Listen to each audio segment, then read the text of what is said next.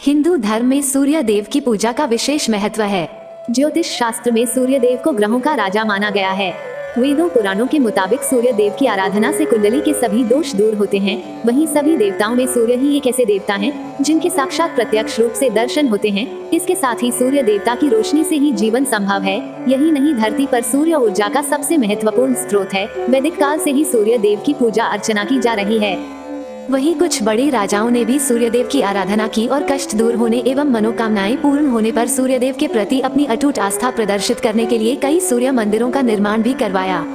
वहीं उन्हीं में से एक है कोणार्क का सूर्य मंदिर, जो कि अपनी भव्यता और अद्भुत बनावट के कारण पूरे देश में प्रसिद्ध है और देश के सबसे प्राचीनतम ऐतिहासिक धरोहरों में से एक है। तो आइए जानते हैं सूर्य भगवान को समर्पित कोणार्क सूर्य मंदिर का इतिहास, वास्तुकला और इससे जुड़े कुछ रोचक और महत्वपूर्ण बातों के बारे में।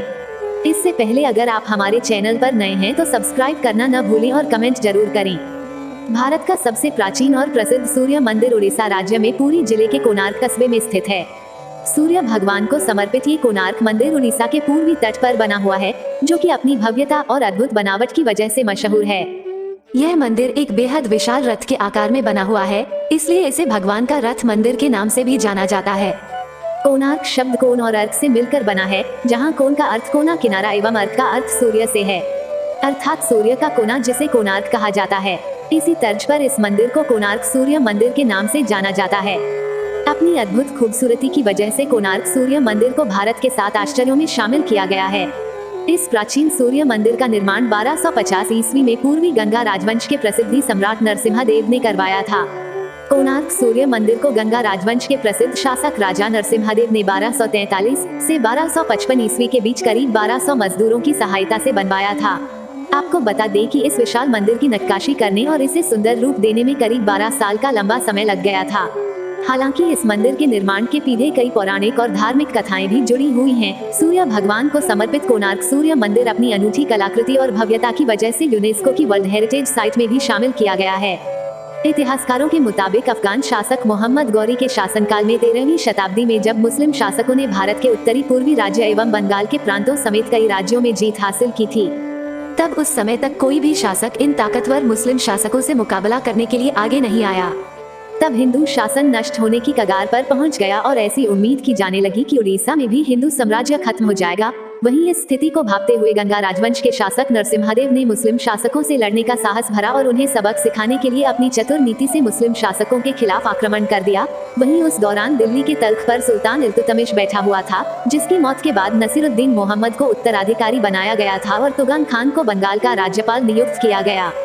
इसके बाद 1243 ईस्वी में नरसिम्हा देव प्रथम और तुगन खान के बीच काफी बड़ी लड़ाई हुई।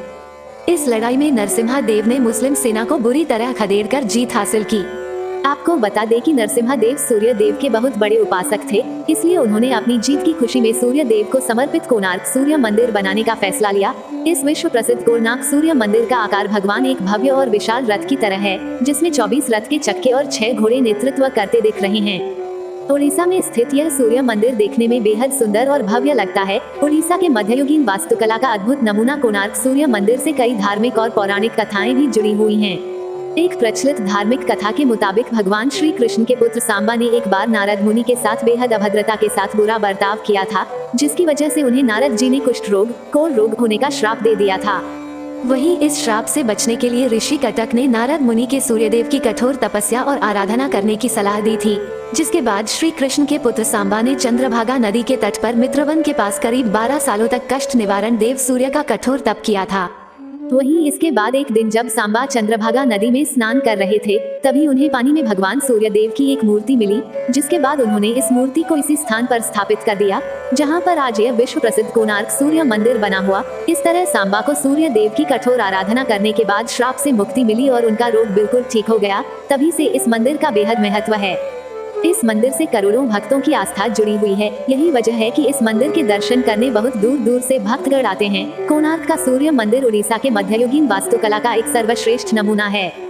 इस मंदिर को कलिंग वास्तुकला की उपलब्धि का सर्वोच्च बिंदु माना जाता है, क्योंकि इस प्रसिद्ध कोणार्क सूर्य मंदिर की वास्तुकला काफी हद तक कलिंगा मंदिर की वास्तुकला से मिलती जुलती है। उड़ीसा के पूर्वी समुद्र तट पुरी के पास स्थित इस कोणार्क सूर्य मंदिर की संरचना और इसके पत्थरों से बनी मूर्तियां कामोत्तेजक मुद्रा में हैं।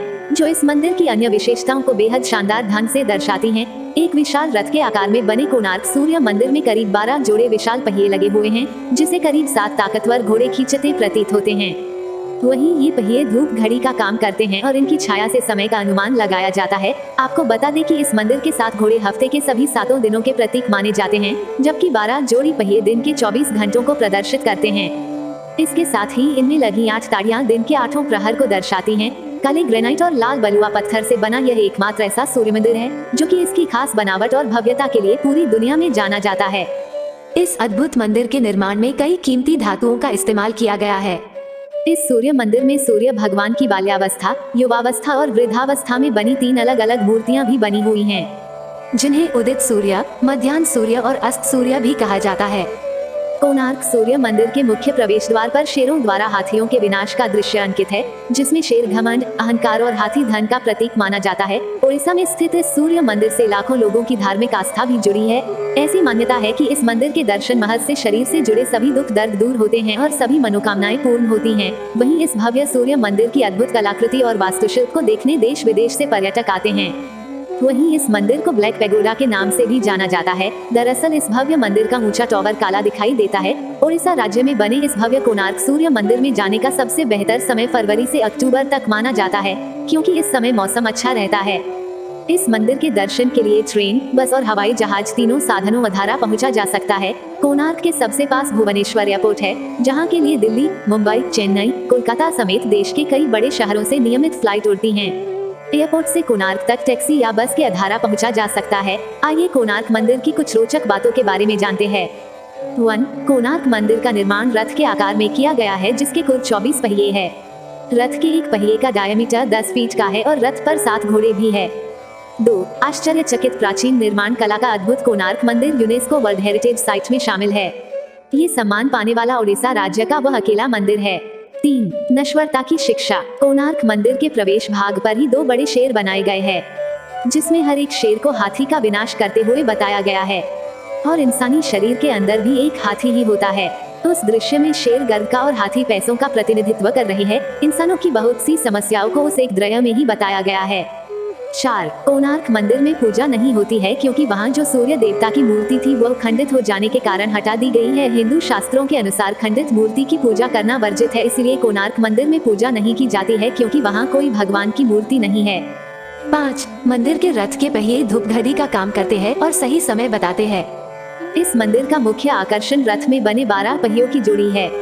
ये पहिए को साधारण पहिए नहीं है, क्योंकि ये पहिए हमें सही समय बताते हैं। उन पहियों को धूप घड़ी भी कहा गया है। कोई भी इंसान पहियों की परछाई से ही सही समय का अंदाजा लगा सकता है। 6. निर्माण के पीछे का विज्ञान। पौराणिक कथाओं के मुताबिक कोणार्क मंदिर के शिखर पर 52 टन का चुंबकीय पत्थर लगा हुआ था। ये पत्थर समुद्र की कठिनाइयों को कम करता था, जिसकी बदौलत समुद्र के किनारे यह मंदिर सैकड़ों दशकों से खड़ा हुआ है। एक समय ऐसा भी था जब मंदिर का मुख्य चुंबक अन्य चुंबकों के साथ इस तरह की व्यवस्था से सजाया हुआ था कि मंदिर की मूर्ति हवा में तैरती हुई नजर आती थी। हालांकि मंदिर की ये ताकतवर चुंबकीय व्यवस्था आधुनिक काल की शुरुआत में समस्या बनने लगी। चुंबकीय शक्ति इतनी तेज थी कि पानी के जहाज मंदिर की तरफ खींचे चले आते थे। अंग्रेजों के काल में जब उन्हें नुकसान होने लगा तो उन्होंने मंदिर के अंदर लगे इस चुंबक को निकाल दिया, लेकिन इससे जो हुआ उसका किसी को अनुमान नहीं था। दरअसल कोणार्क मंदिर चुंबकीय व्यवस्था के हिसाब से बनाया गया था।